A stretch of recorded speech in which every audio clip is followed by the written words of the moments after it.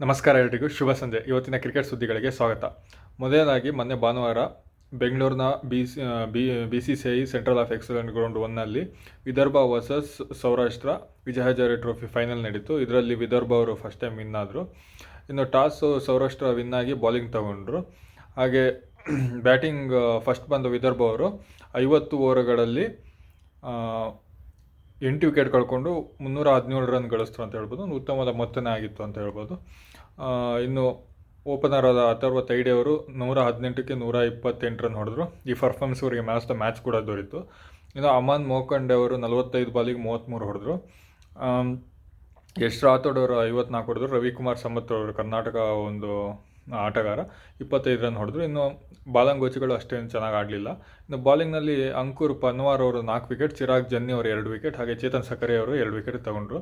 ಇನ್ನು ಚೇಸಿಂಗ್ ಬಂದಿದ್ದ ಸೌರಾಷ್ಟ್ರ ಅವರು 48.5 ಓವರ್ಗಳಲ್ಲಿ 279 ರನ್ನಿಗೆ ಆಲ್ಔಟ್ ಆದರು. ಇದರಿಂದ ವಿದರ್ಭ ಅವರು 38 ರನ್ನಿಂದ ಈ ಟೂರ್ನಿಯನ್ನು ಗೆದ್ದರು. ಇದು ಅವ್ರದ್ದು ಫಸ್ಟು ವಿಜಯ್ ಹಜಾರೆ ಟ್ರೋಫಿ. ಹಾಗೆ ಒಂದು ಈ ಇಂಡಿಯನ್ ಡೊಮೆಸ್ಟಿಕ್ ಕ್ರಿಕೆಟಲ್ಲಿ ವೈಟ್ ಬಾಲ್ ಕ್ರಿಕೆಟಲ್ಲಿ ಅವ್ರದ್ದು ಇದು ಫಸ್ಟ್ ಟ್ರೋಫಿ ಕೂಡ ಆಗಿದೆ. ಅವ್ರ ಹಿಂದೆ ಯಾವುದೂ ವೈಟ್ ಬಾಲ್ ಕ್ರಿಕೆಟಲ್ಲಿ ಡೊಮೆಸ್ಟಿಕಲ್ಲಿ ಯಾವುದೇ ಟ್ರೋಫಿ ವಿನ್ ಆಗಿರಲಿಲ್ಲ.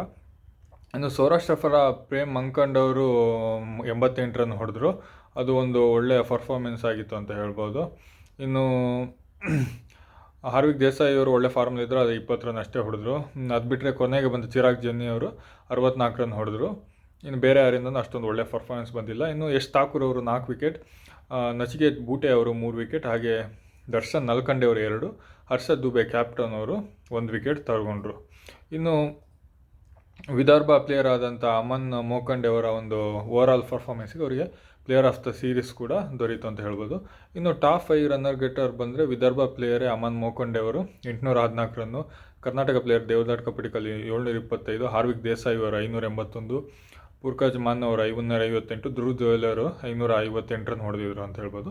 ಇನ್ನು ವಿಕೆಟಲ್ಲಿ ಅಂಕುರ್ ಪನ್ವಾರ್ ಅವರು 25, ಜೀಶನ್ ಅನ್ಸಾರಿ ಅವರು 21, ಸತ್ಯನಾರಾಯಣ ರಾಜು ಅವರು 21, ಯಶ್ ಠಾಕೂರ್ 19, ಪ್ರಿನ್ಸ್ ಯಾದವ್ ಅವರು 18 ವಿಕೆಟ್ ತಗೊಂಡು ಒಂದೊಳ್ಳೆ ಟಾಪ್ 5ಯಲ್ಲಿ ಗುರ್ಸ್ಕೊಂಡ್ರು ಅಂತ ಹೇಳ್ಬೋದು. ಇನ್ನು ವಿದರ್ಭ ಹೋದ್ಸಲೂ ಕೂಡ ಫೈನಲಿಗೆ ಬಂದಿದ್ದು, ಆದರೆ ಕರ್ನಾಟಕ ಮೇಲೆ ಸೋತಿದ್ರು ಅಂತ ಹೇಳ್ಬೋದು. ಇದು ಅದೇ ಫಾರ್ಮ್ನ ಕಂಟಿನ್ಯೂ ಮಾಡಿ ಈ ಸಲ ಟ್ರೋಫಿಯನ್ನು ಹೊರದಾಡಿಸ್ಕೊಂಡ್ರು ಅಂತ ಹೇಳ್ಬೋದು. ಇನ್ನು ನಿನ್ನೆ Gujarat Giants women's versus RCB women's 12ನೇ ಮ್ಯಾಚ್ ನಡೀತು. ಇದು BCA ಸ್ಟೇಡಿಯಂ ಕೋಟಂಬಿ ವಡೋದರ ಗುಜರಾತಲ್ಲಿ ನಡೀತು. ಹಾಗೆ ಗುಜರಾತ್ ಜೈಂಟ್ಸ್ ಅವರು ಟಾಸ್ ವಿನ್ ಆಗಿ ಬೌಲಿಂಗ್ ಕೂಡ ತಗೊಂಡ್ರು. ಇನ್ನು ಬ್ಯಾಟಿಂಗ್ ಫಸ್ಟ್ ಬಂದ RCB ಅವರು 20 ಓವರ್ಗಳಲ್ಲಿ 6 ವಿಕೆಟ್ಗೆ 128 ರನ್ ಗಳಿಸಿದ್ರು. ಒಂದು ಒಳ್ಳೆಯ ಸ್ಕೋರ್ ಅಂತಲೇ ಹೇಳ್ಬೋದು. ಗ್ರೇಸ್ ಹ್ಯಾರಿಸ್ ಅವರು ಬೇಗ ಔಟ್ ಆದರು 1 ರನ್ನಿಗೆ, ಜಾರ್ಜ್ ವಲಿ ಅವರು 1 ರನ್ನಿಗೆ ಔಟ್ ಆದರು, ಸ್ಮೃತಿ ಮಂದಾನ್ ಅವರು 26ರಿಗೆ ಔಟ್ ಆದರು. ಹಾಗೆ ನೆಕ್ಸ್ಟ್ ಬಂದ ಗೌತಮಿ ನಾಯ್ಕ್ ಅವರು 55 ಬಾಲಿಗೆ 73 ರನ್ ಹೊಡೆದ್ರು. ಔಟ್ ಆಫ್ ಸಿಲೆಬಸ್ ಅಂತಲೇ ಹೇಳ್ಬೋದು. ಚೆನ್ನಾಗಿ ಆಡಿದ್ರು, ಒಳ್ಳೆ ಪರ್ಫಾರ್ಮೆನ್ಸ್ ಕೊಟ್ಟರು. ಈವನ್ ಆಪೋಸಿಟ್ ಟೀಮ್ ಕ್ಯಾಪ್ಟನ್ ಆದ ಆಶ್ಲೆ ಗಾರ್ಡ್ನರ್ ಅವರು ಇಂಟರ್ವ್ಯೂಲ್ಲಿ ಹೇಳಿದ್ರು, ನಾವು ಅಷ್ಟೊಂದು ನಮಗಿದು ಸರ್ಪ್ರೈಸಿಂಗ್ ಆಗಿತ್ತು ಅವರ ಆಟ ಅಂತ ಹೇಳಿದ್ರು. ಒಳ್ಳೆಯ ಪರ್ಫಾರ್ಮೆನ್ಸ್ ಕೊಟ್ಟರು. 55 ಬಾಲಿಗೆ 73 ಹೊಡೆದು ಅವರಿಗೆ ಈ ಪರ್ಫಾರ್ಮೆನ್ಸ್ಗೆ ಮ್ಯಾನ್ ಆಫ್ ದ ಮ್ಯಾಚ್ ಕೂಡ ದೊರೀತು. ಹಾಗೆ ಇನ್ನು ನೆಕ್ಸ್ಟ್ ಬಂದ ರಿಚಾ ಘೋಷ್ ಅವರು 20 ಬಾಲಿಗೆ 27 ರನ್ ಹೊಡೆದ್ರು. ಒಂದೊಳ್ಳೆ ಪಾರ್ಟ್ನರ್ಶಿಪ್ ಕೊಟ್ಟರು ಗೌತಮಿ ನಾಯಕ್ ಮೇಲೆ ಜೊತೆಗೆ. ಹಾಗೆ ರಾಧೇವದವರು 8 ಬಾಲಿಗೆ 17, ಹಾಗೆ ಶ್ರೇಯಾಂಕ ಪಟೇಲ್ ಅವರು ನಾಟ್ ಔಟ್ ಆಗದೆ 2 ಬಾಲಿಗೆ 8 ರನ್ ಹೊಡೆದು ಒಂದೊಳ್ಳೆ ಪರ್ಫಾರ್ಮೆನ್ಸ್ ಕೊಟ್ಟರು ಅಂತ ಹೇಳ್ಬೋದು. ಇನ್ನು ಬಾಲಿಂಗ್ನಲ್ಲಿ ಕೇಶವಿ ಗೌತಮ್ 2, ಅಶ್ಲೆ ಗಾರ್ಡ್ನರ್ ಕ್ಯಾಪ್ಟನ್ 2 ವಿಕೆಟ್ ಪಡ್ಕೊಂಡ್ರು. ಇನ್ನು ಚೇಸಿಂಗ್ ಬಂದಿದ್ದ ಗುಜರಾತ್ ಜೈಂಟ್ಸ್ ಅವರು 20 ಓವರ್ಗಳಲ್ಲಿ ಕೇವಲ 8 ವಿಕೆಟ್ ಕಳ್ಕೊಂಡು ಕೇವಲ 117 ರನ್ನಿಗೆ ಆಲ್ಔಟ್ ಆದರು. ಇದರಿಂದ RCB ವುಮೆನ್ಸ್ ಅವರು 61 ರನ್ನಿಂದ ಗೆದ್ದರು. ಈ ಸೀರೀಸಲ್ಲಿ 5 ಮ್ಯಾಚ್ ಗೆದ್ದು, ಈ ಟೂರ್ನಮೆಂಟಲ್ಲಿ 5 ಮ್ಯಾಚ್ ಗೆದ್ದು ಕ್ವಾಲಿಫೈ ಕೂಡ ಆದರು ನೆಕ್ಸ್ಟು ನಾಕೌಟ್ಸ್ಗೆ ಅಂತ ಹೇಳ್ಬೋದು. ಹಾಗೆ ಕಂಟಿನ್ಯೂಸ್ 6ನೇ ವಿನ್ನು ಅಂತಲೇ ಹೇಳ್ಬೋದು RCB ವುಮೆನ್ಸ್ದು. ಲಾಸ್ಟ್ ಟೂರ್ನಮೆಂಟಲ್ಲೂ ಲಾಸ್ಟ್ ಮ್ಯಾಚ್ ವಿನ್ ಆಗಿದ್ರು ಅಂತ ಹೇಳ್ಬೋದು. ಒಳ್ಳೆ ಪರ್ಫಾರ್ಮೆನ್ಸ್ ಅಂತಲೇ ಹೇಳ್ಬೋದು. ಇನ್ನು ಗುಜರಾತ್ ಜೈಂಟ್ಸ್ ಕಡೆ ಅಶ್ಲೆ ಗಾರ್ಡ್ನರ್ ಕ್ಯಾಪ್ಟನ್ 54 ಹೊಡೆದ್ರು. ಅದು ಬಿಟ್ಟರೆ ಬೇರೆ ಯಾರಿಂದನೂ ಅಷ್ಟೊಂದು ಒಳ್ಳೆ ಪರ್ಫಾರ್ಮೆನ್ಸ್ ಬಂದಿಲ್ಲ. ಸಾಯಿಲ ಸತ್ಯಾಗ್ರೆ ಅವರು RCB ಪರ 3 ವಿಕೆಟ್, ನಂದಿ ಕ್ಲಾರ್ಕ್ ಅವರು 2 ವಿಕೆಟ್, ರಾಧಾ ಯಾದವ್ 1, ಶ್ರೇಯಾಂಕ ಪಟೇಲ್ 1, ಹಾಗೆ ಲೋರೆನ್ ಬೆಲ್ ಅವರು 1 ವಿಕೆಟ್ ಪಡ್ಕೊಂಡ್ರು. ಒಂದು ಒಳ್ಳೆಯ ಪರ್ಫಾರ್ಮೆನ್ಸ್ ಅಂತ ಹೇಳ್ಬೋದು. ಇನ್ನು ಯಾರಿಂದನೂ ಅಷ್ಟೊಂದು ಒಳ್ಳೆಯ ಪಾರ್ಟ್ನರ್ಶಿಪ್ ಕೂಡ ಬಂದಿಲ್ಲ ಅಂತ ಹೇಳ್ಬೋದು. ಇನ್ನು ಇವತ್ತು Delhi Capital women's versus Mumbai Indians women's 13ನೇ ಮ್ಯಾಚ್ ಇದೆ. ಇದು ಸೇಮ್ ಗ್ರೌಂಡಲ್ಲಿ ನಡೆಯುತ್ತಿದೆ. BCA ಸ್ಟೇಡಿಯಂ ಕೋಟಂಬಿ ವಡೋದರ ಗುಜರಾತಲ್ಲಿ ನಡೆಯಲಿದೆ. ಇನ್ನು ನಿನ್ನೆ Afghanistan versus West Indies first 2020 ಇತ್ತು. ದುಬೈ ಇಂಟರ್ನ್ಯಾಷನಲ್ ಸ್ಟೇಡಿಯಮಲ್ಲಿ ನಡೀತು. ಆಫ್ಘಾನಿಸ್ತಾನ್ ಅವರು ಟಾಸ್ ವಿನ್ ಆಗಿ ಬ್ಯಾಟಿಂಗಿಗೆ ಕೂಡ ಬಂದರು. ಹಾಗೆ ಬ್ಯಾಟಿಂಗ್ ಫಸ್ಟ್ ಬಂದ ಆಫ್ಘಾನಿಸ್ತಾನ್ ಅವರು 20 ಓವರ್ಗಳಲ್ಲಿ 3 ವಿಕೆಟ್ ಕಳ್ಕೊಂಡು 181 ರನ್ ಹೊಡೆದ್ರು. ಈ ದುಬೈ ಪಿಚ್ಚಲ್ಲಿ ಒಂದು ಒಳ್ಳೆ ಸ್ಕೋರ್ ಅಂತಲೇ ಹೇಳ್ಬೋದು. ಇಬ್ರಾಹಿಂ ಜರ್ದಾನ್ ಅವರು 56 ಬಾಲಿಗೆ 87 ನಾಟ್ ಔಟ್ ಆಗಿದೆ. ಹಾಗೆ ಡ್ಯಾರಿಸ್ ರಸೋಲಿ ಅವರು 59 ಬಾಲಿಗೆ 84 ರನ್ ಹೊಡೆದ್ರು. ಈ ಪರ್ಫಾರ್ಮೆನ್ಸ್ ಅವರಿಗೆ ರಸೋಲಿ ಅವರಿಗೆ ಮ್ಯಾನ್ ಆಫ್ ದ ಮ್ಯಾಚ್ ಕೂಡ ದೊರೆಯಿತು. ಬಾಲಿಂಗ್ನಲ್ಲಿ ಜೇಡನ್ ಸೀಲ್ಸ್ ಅವರು ಒಂದು, ಮ್ಯಾಥ್ಯೂ ಫೋರ್ಡೆ ಅವರು 1 ವಿಕೆಟ್ ಪಡ್ಕೊಂಡ್ರು, ಇನ್ನೊಂದು ರನ್ಔಟ್ ಇತ್ತು. ಈ ಚೇಸಿಂಗ್ ಬಂದಿದ್ದ ವೆಸ್ಟ್ ಇಂಡೀಸ್ ಅವರು 20 ಓವರ್ಗಳಲ್ಲಿ 9 ವಿಕೆಟ್ ಕಳ್ಕೊಂಡು 143 ರನ್ನಷ್ಟು ಗಳಿಸಲು ಶಕ್ತರಾದರು ಅಂತ ಹೇಳ್ಬೋದು.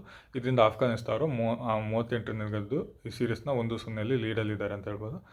ಯಾರಿಂದನೂ ಅಷ್ಟೊಂದು ಒಳ್ಳೆ ಪರ್ಫಾರ್ಮೆನ್ಸ್ ಬಂದಿಲ್ಲ. ಹೈಯೆಸ್ಟ್ ಸ್ಕೋರರು ಕ್ವಿಂಟಿನ್ ಸ್ಯಾಮ್ಸನ್ ಅವರು 30 ರನ್ ಹೊಡೆದ್ರು. ಮ್ಯಾಥ್ಯೂ ಫೋರ್ಡೆ 25, ಮೋಟಿ ಅವರು 28, ಹಾಗೆ ಚಾರ್ಲ್ಸ್ ಅವರು 27 ರನ್ ಹೊಡೆದ್ರು. ಬೇರೆ ಯಾರಿಂದನೂ ಅಷ್ಟೊಂದು ಒಳ್ಳೆ ಪ್ರದರ್ಶನ ಬಂದಿಲ್ಲ. ಇನ್ನು ಆಫ್ಘಾನಿಸ್ತಾನ ಪರ ಮುಜೀಬರ್ ರೆಹಮಾನ್ ಅವರು 2 ವಿಕೆಟ್, ಶಿರ್ಫರ್ 3 ವಿಕೆಟ್, ಹಾಗೆ ರಶೀದ್ ಖಾನ್ ಅವರು 2 ವಿಕೆಟ್ ಪಡ್ಕೊಂಡ್ರು. ಹಾಗೆ ನೂರ್ ಅಹಮದ್ ಅವರು 2 ವಿಕೆಟ್ ಪಡ್ಕೊಂಡ್ರು ಅಂತ ಹೇಳ್ಬೋದು. ಇನ್ನು ಆಫ್ಘಾನಿಸ್ತಾನ ಪರ 7 ಜನ ಕೂಡ ಬಾಲಿಂಗ್ ಕೂಡ ಮಾಡಿದರು. ಇನ್ನು ಇವತ್ತು BBLನಲ್ಲಿ ಪರ್ಸ್ಕಾಚರ್ ವರ್ಸಸ್ ಸಿಡ್ನಿ ಸಿಕ್ಸರ್ಸ್ ಕ್ವಾಲಿಫೈರ್ ನಡೀತು. ಇದು ಪರ್ತ್ ಗ್ರೌಂಡಲ್ಲಿ ನಡೀತು. ಹಾಗೆ ಸಿಡ್ನಿ ಸಿಕ್ಸರ್ಸ್ ಅವರು ಟಾಸ್ ವಿನ್ ಆಗಿ ಬಾಲಿಂಗ್ ಕೂಡ ತಗೊಂಡ್ರು. ಇನ್ನು ಬ್ಯಾಟಿಂಗ್ ಫಸ್ಟ್ ಬಂದ ಪರ್ಸ್ಕಾಚರ್ಸ್ ಅವರು 20 ಓವರ್ಗಳಲ್ಲಿ 9 ವಿಕೆಟ್ ಕಳ್ಕೊಂಡು 147 ರನ್ ಗಳಿಸಿದ್ರು. ಫಿನ್ನಾಲೆ 30 ಬಾಲಿಗೆ 49 ಹೊಡೆದ್ರು. ಇದು ಹೈಯೆಸ್ಟ್ ಸ್ಕೋರ್. ಹಾಗೆ ಈ ಪರ್ಫಾರ್ಮೆನ್ಸ್ ಅವರಿಗೆ ಮ್ಯಾಚ್ ದ ಮ್ಯಾಚ್ ಕೂಡ ದೊರೆಯಿತು. ಇನ್ನು ಕೊಹ್ಲಿಯಲ್ಲಿ ಜೆಲ್ಲಿ ರೆಡ್ಸನ್ ಅವರು 20, ಅಸ್ಟನ್ ಟರ್ನರ್ ಅವರು ಕ್ಯಾಪ್ಟನ್ 29 ರನ್ ಹೊಡೆದ್ರು.